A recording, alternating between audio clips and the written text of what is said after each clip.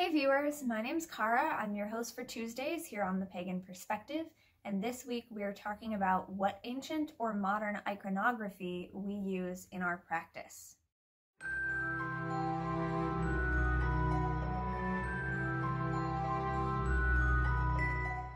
So before I did this video today, I looked up the definition of iconography just to make sure I had it right, and it actually ended up confusing me even more because what I thought was the topic originally was I was actually thinking more in terms of like statuary, like specific icons of our religious practice that we might use on altars and things like that, but also just symbolism in terms of things like, do you use the pentacle? Does the pentacle symbolize anything to you in your practice, or similar symbols like that? And when I looked up the definition of iconography, it rather points out that it refers to the study and deciphering of symbolism within art, and that another definition of the term has been in specific reference to like Orthodox religious iconography, statuary, images, things like that, but that is not actually the definition. So looking it up confused me more, but I read a lot of articles, a couple Wikipedia pages, and some other resources linked within the Wikipedia pages today about iconography, looking at examples of early art, paintings, and things like that that are known to have a lot of iconography in them, that is symbolism of various types. So I think what I'm going to do for this video is talk about a couple of different things, but mostly just symbols and a few of the symbols that I use in my practice, or ways that I think symbolism might play a role, I guess, and not worry so much about the word iconography itself. If I had thought of this earlier, I could have asked for more clarification on what was actually meant by the word. We've had this topic in our list for a long time, but I just didn't even think to look it up until today because I thought I knew what it was, and then last minute I was like, let's just check to be sure. And yeah, so that's a thing. Also, I did not make a video here last week. I haven't made a video on my personal channel either in the past 2 weeks.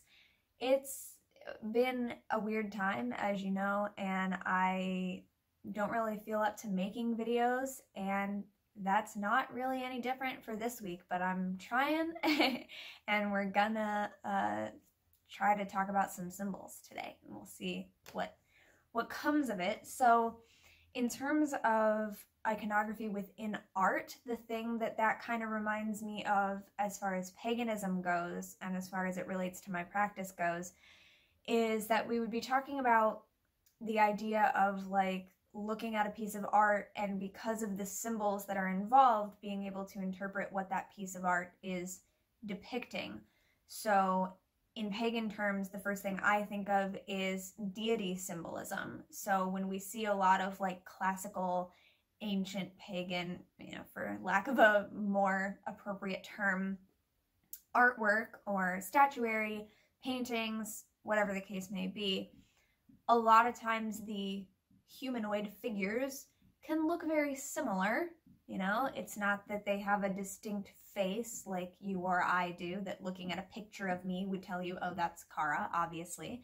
But it would be up to other things in the image to tell us who that deity is that's being depicted. So if we see an image of a goddess with a crescent moon on her forehead, that could be a number of deities. If they have a crescent moon on their forehead, as well as they are carrying a bow and surrounded by dogs, then that tells us that's probably Artemis, Diana territory, right? If we have a goddess who is depicted with an owl and wearing armor, and maybe with a shield with the head of a gorgon on it, that tells us this is a depiction of Athena, right? So it's all those little symbols of how these figures are traditionally depicted that give us a clue about who they are. If we see an image of a woman wearing a hooded robe that is a certain shade of blue, we might think that's Mother Mary from the Christian tradition, right? So it depends on the little symbols. So that plays a role in my practice, not only just because I think learning about different deity depictions is interesting, but for example, I personally don't have statuary of specific deities really at all. I have a statue of the Virgin Mary that used to belong to my grandmother, because that's just something that was passed down through my family. But I don't seek out like statuary depicting humanoid figures of deities. But where that kind of iconography comes into play in my practice is actually through wanting to symbolize certain deities in more abstract or symbolic ways. So for example, instead of having a statue of Athena, I might have a small statue of an owl. And to me, that represents Athena because Athena is associated with owls, or owls are associated with Athena, you know, whichever way you want to see that. Similarly, instead of having, you know, a statue of a horned god figure, be it Cernunnos, Herne, Pan, whoever, I might have a depiction of a deer or a stag, or a depiction of antlers, something like that. So that type of symbolism plays a role in that way, because I use that type of symbolic connection to symbolize further concepts rather than having a piece of art that is a deity. The symbols evoke the sense of who it is I'm trying to depict or represent. I need to have a sip of tea. Also, the mug that I happen to be using today has a little bit of symbolism or iconography that is relevant to my path and my practice. I didn't actually plan to be using this mug today. This is the same mug I used yesterday, and I just made tea in it again today. But I got this mug in Lilydale, at Lilydale Assembly in New York in the United States, which is a spiritualist community, spiritualist location, where you can go to have an appointment with a medium or visit the healing temple or any such thing. I did not meet with any mediums when I was there, but the healing temple was great. And I got this from the bargain shop, which is my favorite thing ever, in Lilydale, I have to say. And yeah, so the sun and the moon are important symbols in my practice. They can certainly represent God and goddess, but also they just represent themselves, and they represent balance. To me, in my practice, balance is a big thing. And so the balance of light and dark, night and day, knowing that there are always those beautiful in-between times. There's, you know, there's the sunrise and sunset, twilight sort of moments. And then there's the two extremes, you know, the peak of sun energy at midday and the darkest point of the night in the middle of the night. And the moon, I would have to say, is a big symbol in my practice in general. So now I want to go into, it's a pretty good way of just segueing into the other symbols I wanted to talk about. So the moon and the moon phases are definitely symbols that are important to me in my practice. One of the symbols that I wear frequently is actually not the one I'm wearing today. Again, didn't plan this specifically for this video. I am wearing a goddess pentacle today, and I have little teapot charms as well. Teapots, you could say, are a bit of iconography for me in my life as well. I used to work at a tea parlor, and tea is a thing that is sort of omnipresent in my life, and also something that I use in my practice, both, I would say, in spell work and just ritually, if that makes sense. The other one that I wear often is a pentacle that has the moon phases around it. And so those are two things that I use a lot.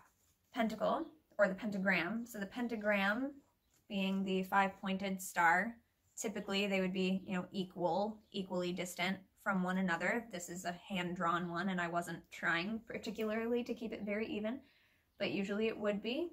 And then the pentacle being either the pentagram enclosed in a circle, or it also refers to it as a physical object, a pentagram inscribed on a disc or a tile. So you might have an altar pentacle, and that typically refers to a disc or a tile that has the pentagram on it that you use on an altar. Something like that. And then, yeah, all of the moon phases, but also in particular, this thing kind of looks like this. I made that a little uneven, but that's the triple moon symbol, waxing, full, and waning in the northern hemisphere, or in the southern hemisphere it would be waxing, full, waning. And all of the goddess associations that go with that, whether it refers to maiden, mother, crone, or other sorts of triplicities in cycles throughout our lives. So the moon and that symbol. Another symbol that I wear and that you may recognize from a specific TV show as well is the triquetra is how I say it, or triquetra, I think is, I recently, like within the past year, looked it up because it's not triquetra, which is how my mom always said it. That's not how it's spelled at all. But I looked it up. Here we go. So it's spelled like that. I always said triquetra, but I looked it up and apparently it has the same root as certain bones in our body, and I read, or I heard online when you click the thing and it pronounces it for you, that they are pronounced triquetral. So I think this is actually supposed to be triquetra, but that just sounds so odd to me and I'm not used to it. So I still say triquetra, but anyway, it's this sort of trinity knot type of thing with a circle, and I'm not drawing them evenly at all today, although I'm trying. I also sometimes wear this other one that has 4 of them in a circle, and that symbol is usually called the witch's knot. So those are all things that I wear at various times. I have a little triquetra here, a little hard to see. There you go. So you might recognize that as the symbol from the TV show Charmed, if you watched that. I definitely still go places wearing this, or I have a bigger one that's bronze that you can see more clearly. And people have been like, oh, you like Charmed? I like that show too, because that's just how people know the term. But also, I know some Irish Catholics who also use that symbol because it's a Trinity knot, so to them it represents the Christian Trinity. And to me, it represents a different Trinity. It can represent the maiden, mother, crone type Trinity of the goddess archetypes, but it also could represent the 3 realms of land, sky, and sea, any other type of triplicities. So, and the number 3 is a magic number to me, so symbols that have that are often something that I like. But for example, there's the like triskel or triskeli, other types of things, and again, different pronunciations, I'm not sure, but things of this nature. I recognize these symbols when I see them, but I don't personally use them. I tend to just stick with the triquetra if I am using anything like that, or the triple moon. So what else? We got moons, suns, stars. Yeah, and then when we get into like specific symbols that we would be drawing, such as the pentacle, I think the pentacle is the biggest symbol in my practice. But other ones would be like the symbols of the zodiac signs for astrology purposes, and the symbols of the planets also as they are used in astrology. So I might, if I'm doing something that I want to use the sun's energy for, whether it's a ritual or I'm invoking the sun or using it in a spell or whatever, I could use a sunshine, such as the one on my mug there, or something like this, or I might make it a little more stylized and add some swirlies and other sun rays to it. This is a very messy version of something that I would have drawn ever since I was a kid, you know, little the rays of the sun. So I might use something like that, or I might use this symbol here, which represents the sun. I made that messy as well. I'm not doing too well with my art today, guys. That symbol, a circle with the dot in the center, also represents the sun. So if I'm taking notes on something and I'm writing quickly in shorthand, you know, I might say, okay, so this might be shorthand for the sun is in Leo. my sun sign happens to be in Leo. I am a Leo, which means that I was born when the sun was in the sign of Leo. So that might be how I would depict something like that. Or when we talk about the full moon being in different signs throughout the year, I might use the little like full moon emoji, which I know you can't really tell because when I just draw it, it's just a circle, but I might use like the full moon emoji, and then, you know, whatever the little zodiac symbol is. So full moon in Scorpio type of thing. So emojis are also a form of iconography that gets used in my practice. There are definitely ways that I communicate on the internet using those symbols that are specific to my practice, or like, you know, when I wish someone a happy birthday, I might add a sunshine emoji because it's their solar return. It's when the sun has returned to the same sign of the zodiac that it was in when you were born, and then it's obviously your specific day of birth, or whatever. So those might be things that play a role. Or different symbols that I would sort of draw for myself or use in magic. I might incorporate things like a leaf or a plant, or that little like sprout emoji if I'm doing something for growth, or the one that's like a multi-leaved, I think it just comes up as like herb, like a multi-leaved plant, something like that. So I might use plants or leaves to symbolize growth, or something like a seed represents growth or potential, possibility, beginnings, things like that. So yeah, something that I might use to symbolize possibility or beginnings. We might look at a seed, and a single dot can be thought of as a seed or a pip. And that gets into tarot symbolism as well. Tarot symbolism is something that I use in my practice.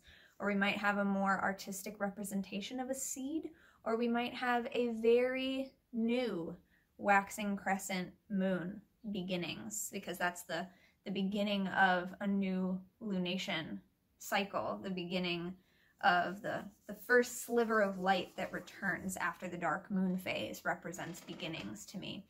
So yeah, I love symbolism, so I'm not gonna really do much more for this video because I could talk about symbolism of different things in my practice forever. I love symbolism. It's one of my favorite things to do, is to think about things like that, like the example I just gave of I want to do a spell or I want to do a ritual that is about beginnings, and how could I symbolize beginnings? You know, I could sit there and come up with a list as long as my arm for different symbols, how to depict beginnings to me, and that would be personal iconography. It might be different for different people. I think that something like tarot as well, when we read the tarot, it's about what the different artwork, which I've been doing a lot of tarot work recently, so I have my stack of tarot decks behind me here, but it might be about looking at what a symbol means to us and knowing that to someone else looking at that same card or that same artwork, it might mean something completely different. But then there's also a shared set of symbols between anyone who has studied traditional or standard tarot iconography or symbolism. We might all immediately recognize something as being symbolic of the magician or the fool. You know, we might see something and think of a specific card in the tarot or a specific archetype. And so there's that kind of shared system of iconography that we can study, that we can learn how other people depict certain ideas, energies, and archetypes. But then we can also take those and add on our own personal associations to them, and that becomes a sort of personal set of iconography. And if we're talking about, you know, shorthand, the way that I write things, like I said, using the symbols of the planets as shorthand, or, you know, the symbols of the planets Mars and Venus have been used for who knows how long to not only represent the planets Mars and Venus, but also to represent biological sex, male and female. And, you know, so it's one glyph, one image, but it has multiple meanings. And depending on the context, someone might see them and think something different at first glance, because that glyph, that symbol, can symbolize different things depending on who's using them and where you're using them. So I might use symbols like that. I might use things that I've learned from completely different places, in school, shortened versions of words, things like that. Yeah, anything from, an arrow. Sometimes when you look at certain ways that people read the tarot cards, and the way that different figures are facing to them might mean they're looking toward the past or looking toward the future. So if your idea of looking at an image, if the left side is the past and the right side is the future, then maybe as I'm journaling or I'm recording something that I've done in my magical practice, I might use an arrow pointing a certain direction to symbolize something in particular to me. Spirals are another thing that's pretty prevalent in my personal practice. Spirals, I don't read runes or use them very often, but I have familiarized myself enough with them to know what they generally mean, so I recognize them if I see them places. I might pick up on some of the symbolism there. Yetta is one of my favorites, and yeah, so I might, and of course these they're arrows, but they could also, to someone else, they might look like a rune. So bind runes, sigils, creating sigils out of anything from accepted symbol systems like runes or letters of the Latin alphabet, to using more stylized images of things to create a sigil. I do a lot of sigil work, so there's a lot of symbolism in my practice. So yeah, it was just a little difficult thinking about starting this video, because I originally thought it was asking about like statuary and specific things like that, and like I said, I don't have like statues of specific deities, because that's not really how I represent concepts in my personal practice. But it does play into what symbols I might use to represent something else. So whether it's an owl or a snake or a horse or a white dog or a black dog or any number of things, it can represent something much bigger to me. So that's how I use iconography in my practice, or that's the way that iconography finds a place in my practice, I guess you could say. And yeah, sun, moon, stars, spirals, leaves, hearts, all different kinds of symbols I end up using for myself. And I definitely would say that I have a personal iconography, that symbols mean certain things to me that they may or not mean to other people. I have this jacket hanging right here next to me. I just noticed that my mom sent me recently. You may have seen me wearing it in some other videos. It has spirals, it has stars, it has suns, it has moons. So it has the zodiac symbols. So I think, you think my mom knows my style at all? Yeah. So thank you very much for watching and or listening to this video. If you have been like me and have just been having a rough time engaging with sort of anything technological, anything on the internet, anything involving lots of other people right now, know that you are not alone. I certainly feel that, and it's a large part of why I ended up skipping my video here last week. So I hope no one missed it too badly, but I also was just really struggling with feeling like I had anything specific to say, as I was for this video too, but I hope that I ended up coming up with something that's useful or entertaining, or in any way answers the question that we actually had this week about ancient or modern iconography. So yeah, I would say my iconography is typically much more modern, but might be influenced in various ways by ancient iconography, earlier and long accepted standardized systems of symbolism, if that makes sense. But then I definitely have a modern twist. That's kind of my path in general. It is modern, but it may be influenced or inspired by much earlier things. So yeah, all right, I'm done. Thank you for watching and or listening to this video. Do let us know in the comments if you have any thoughts about your personal iconography or how iconography plays a role in your practice. And don't forget, you can always answer our collab topics on your own personal channel as well. If you're looking for a video topic or you hear us talk about something here that you're like really looking forward to speaking about, you could do a video about it on your channel. Just let people know that you saw the topic here. You can use hashtags on social media to help people find it, help us find it, and join the conversation in that way. So yeah, have a good day. I hope you're all doing well, and I will not see you here next week because next week is subs week. So I'll see you here next month and on my personal channel whenever the next time is that I get a video up there. I've been taking a little break there as well. Don't forget to be awesome, blessed be, and goodbye. So I just made this for the thumbnail after I was finished recording and realized I didn't even talk about the symbols for the elements. I used these symbols for the elements: air, water, fire, earth, spirit, or the combination of all of them. Yeah, so clearly I was not prepared with a full-on like script or outline for this video, but I hope it was useful in any case. I feel like I need a nap. I feel like this was a lot of energy. Okay. Have a good one.